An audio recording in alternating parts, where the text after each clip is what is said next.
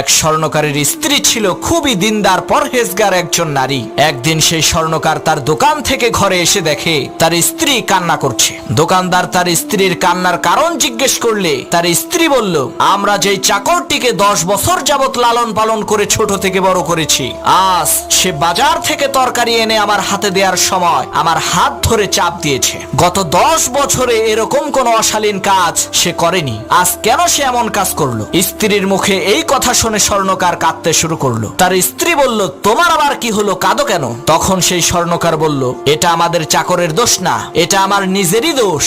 আজকে এক সুন্দরী মহিলা আমার দোকান থেকে চুড়ি কিনতে এসে হাতে পরতে পারছিল না, তখন সে আমাকে চুড়িটা পরিয়ে দিতে বলে। আমি তার হাত ধরে দেখি তার হাতটা খুবই মসৃণ আর তুলতুলে, তাই খারাপ নিয়তে আমি তার হাতটা ধরে একটা চাপ দিয়েছিলাম। আমার এই অপকর্মের কারণে আজকে আমার বিশ্বস্ত চাকর তোমার সাথে এমন আচরণ করেছে।